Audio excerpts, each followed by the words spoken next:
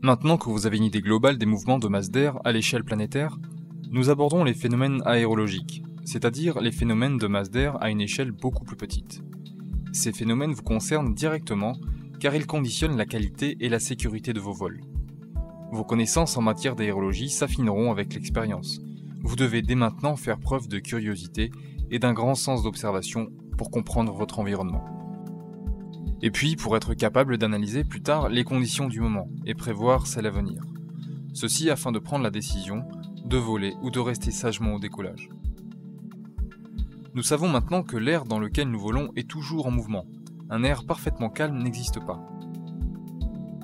On trouve des mouvements d'air désorganisés, anarchiques, comme les turbulences, et des mouvements d'air plutôt organisés, ordonnés, comme les ascendances.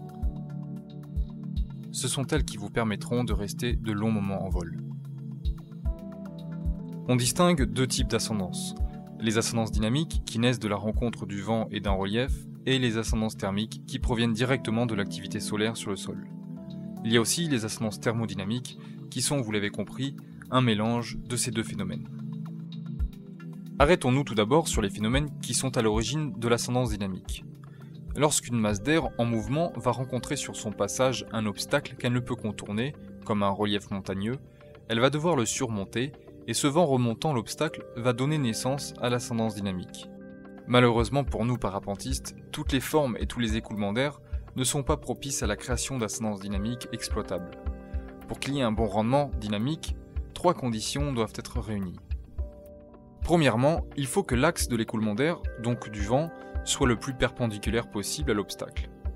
Deuxièmement, le vent ne doit pas souffler trop fort car l'écoulement deviendrait turbulent le long de la pente. Et enfin, la forme de l'obstacle. La forme de l'obstacle est essentielle, car l'air contournera toujours l'obstacle en prenant le chemin le plus court. Dans le cas ici d'un relief pyramidal, l'écoulement se fait forcément par les côtés qui constituent les chemins les plus directs. Dans le cas d'un relief suffisamment large et à hauteur raisonnable, l'écoulement se fait par le haut du relief. L'ascendance se forme vers le sommet et en avant de celui-ci.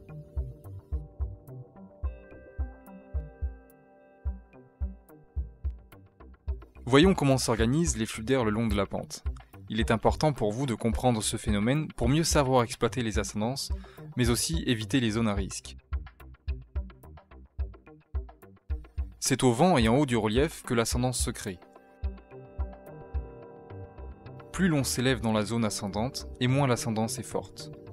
Pour exploiter au mieux cette ascendance, vous devrez effectuer des 8 parallèles à la crête en faisant bien attention de faire au virage dos au relief.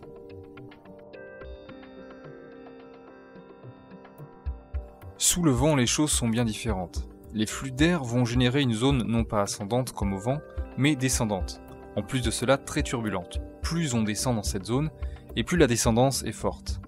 Vous comprenez donc qu'il est fortement déconseillé de voler dans cette zone où toutes sortes de turbulences sont présentes, comme les rouleaux ou rotors.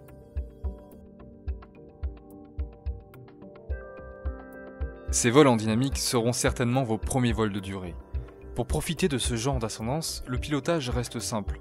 Vous pourrez vous habituer à votre aile pour mieux aborder par la suite les ascendances thermiques.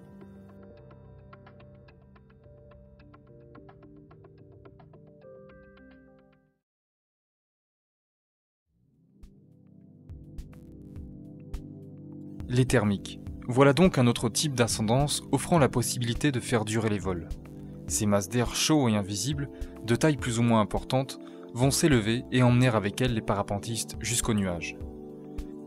Nous n'allons pas ici vous donner les explications techniques et précises de pilotage pour exploiter un thermique, mais plutôt vous sensibiliser en vous apportant des informations nécessaires pour mieux les aborder par la suite.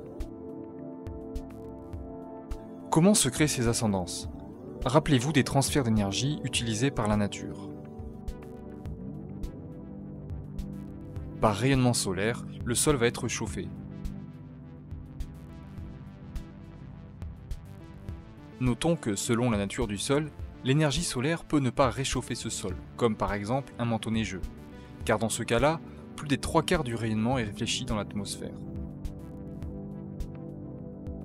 Puis, la chaleur emmagasinée par le sol va être restituée par conduction à la couche d'air qui est à son contact.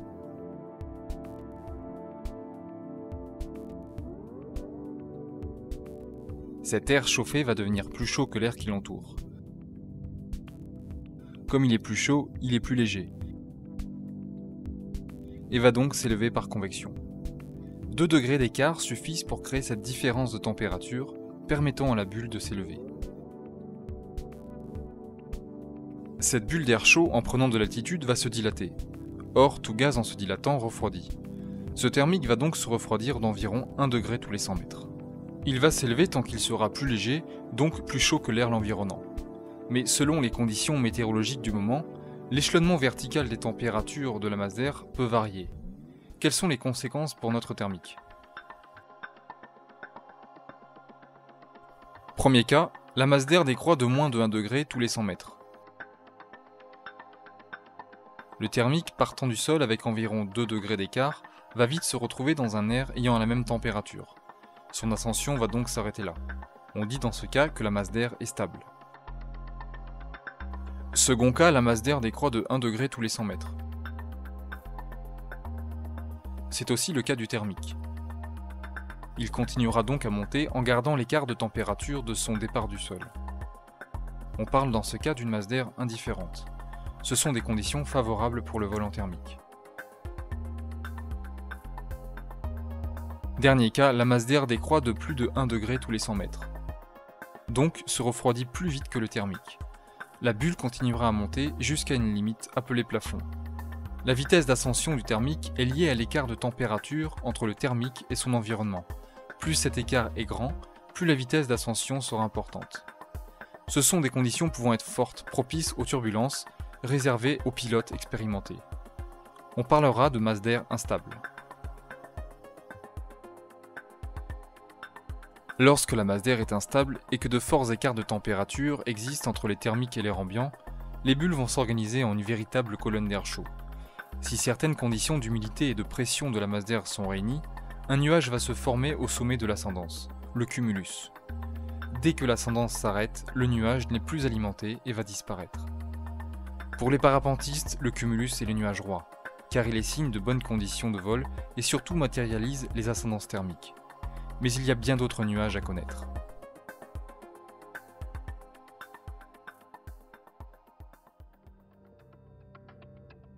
La connaissance des nuages est un domaine extrêmement vaste en raison de la grande diversité de formations que l'on peut rencontrer.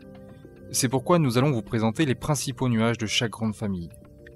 La lecture des nuages est indispensable pour comprendre l'état du ciel au moment où l'on souhaite se mettre en vol, mais également pour prévoir les changements qui risquent de s'opérer lorsque l'on sera en vol.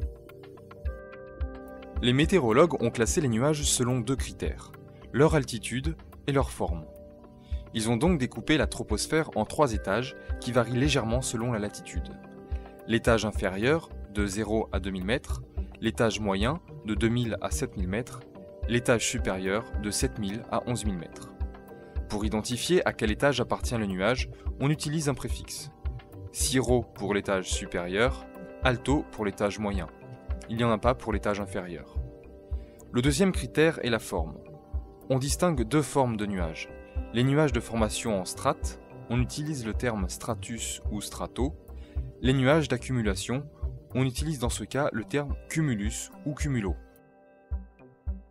À l'étage supérieur, on trouve les cirrus, les cirrostratus et les cirrocumulus. Ces nuages de très haute altitude sont essentiellement composés de cristaux de glace. Notons aussi que chaque nuage a son abréviation internationale. Ce sont les 2 lettres placées devant le nom. À l'étage moyen, les altostratus et les altocumulus, composés de gouttelettes d'eau. Puis, à l'étage inférieur, les cumulus, les stratocumulus et les stratus. Ce sont essentiellement ces nuages qui nous concernent, puisque nous évoluons en parapente à leur altitude. Les stratus sont les plus bas, ce sont eux qui forment le brouillard, les nappes blanches en fond de vallée le matin. Les stratocumulus peuvent parfois recouvrir tout le ciel, ils sont très gris à leur base. Puis les cumulus, qui se développent tout au long de la journée sous l'action des ascendances thermiques, raison pour laquelle ce sont les nuages préférés des parapentistes.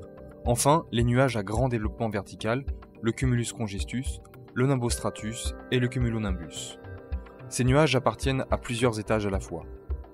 Les cumulus congestus sont des cumulus qui ont continué à se développer verticalement. Leur forme bourgeonnante est typique. Ils deviennent à ce stade des nuages très dangereux pour notre activité. Le nimbostratus est très sombre à sa base et très épais, c'est le nuage de pluie. Par son fort développement vertical, mais surtout par le manque de visibilité, il reste un nuage dangereux pour le vol libre. Puis le cumulonimbus, qui peut se développer et grossir pour atteindre une altitude de 12 000 mètres. Ce nuage est de loin le plus puissant, il peut influencer l'aérologie une vingtaine de kilomètres autour de lui. C'est un nuage qu'il vaut mieux admirer depuis le sol.